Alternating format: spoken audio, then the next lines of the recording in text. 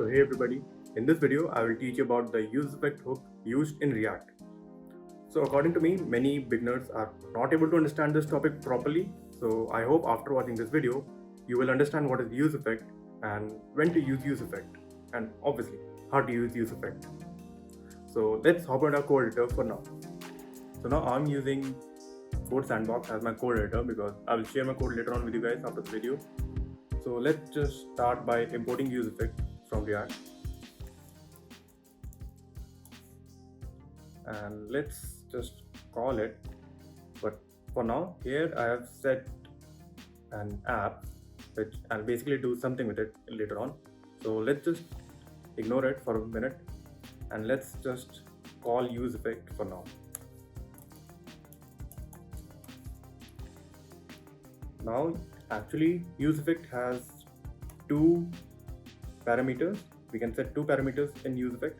One is a function and other is a dependency array.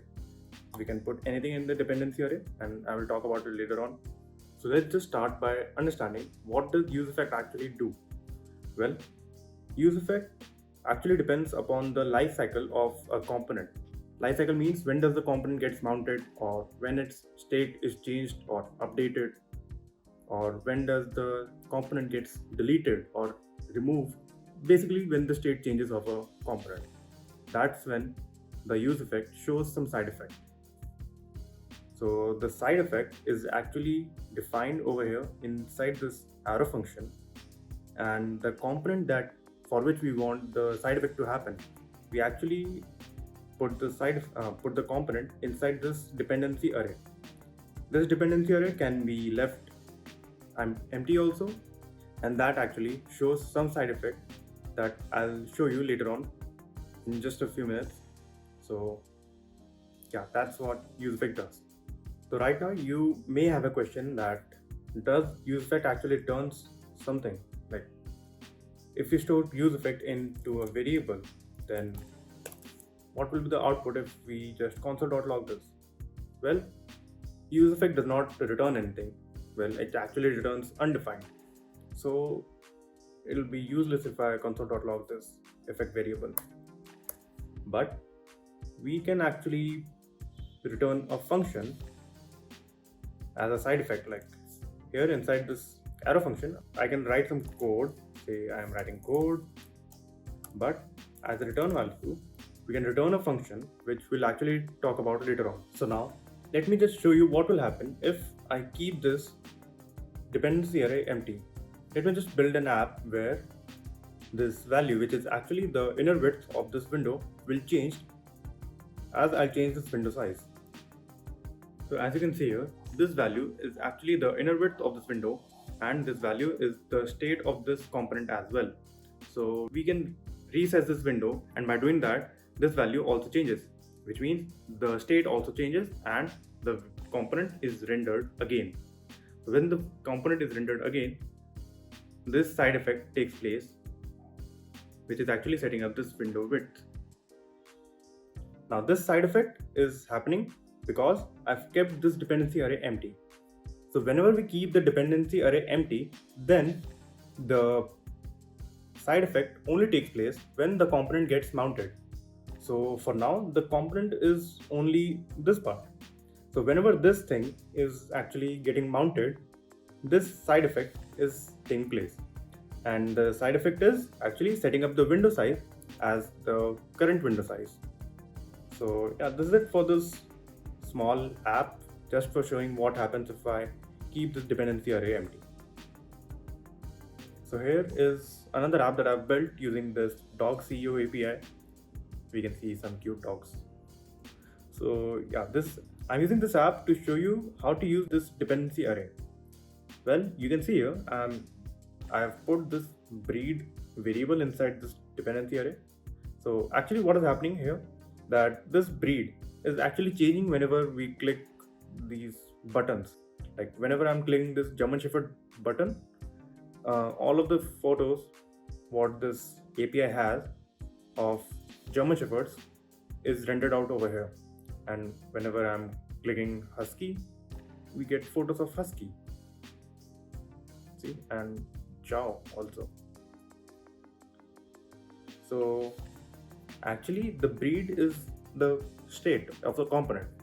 So whenever the breed actually changes, the state changes, this side effect takes place. So the side effect is actually like fetching images of dogs, and I am able to change this breed variable by just clicking this buttons.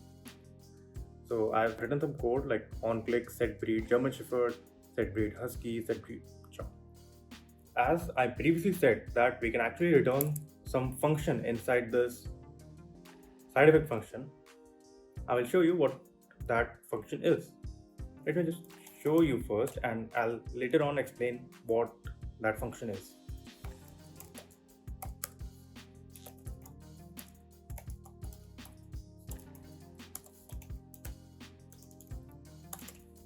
And let me just put a console.log here also, so that I can explain you a bit easily.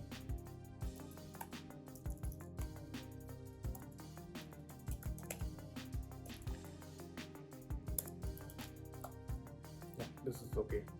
So now let me just reload it. As you can see, it is already rendered. Well, I'll explain it later.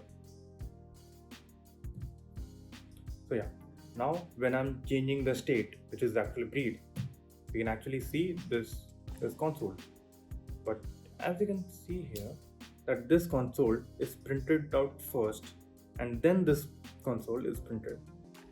Now that's happening because this return function is actually a cleanup function which is ran first every time this useEffect is ran. So this is ran before this function.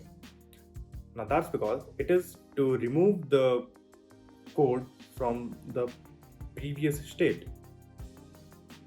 Say some event listeners are here listening to some events, but whenever I'm changing to Husky's state, I don't want those event listeners to still listen in this new state. Instead, I want some new event listeners listening over here. So keeping those event listeners still on might break some code over here, and obviously I don't want that. So just to remove those event listeners, I am using this return function so that I can just clean up the previous code, the code that was being used in the previous state. Well, I hope you understood that well. So this is it for this video. I hope you understood what is useEffect, when to use useEffect, and how to use useEffect. See you later on. Bye.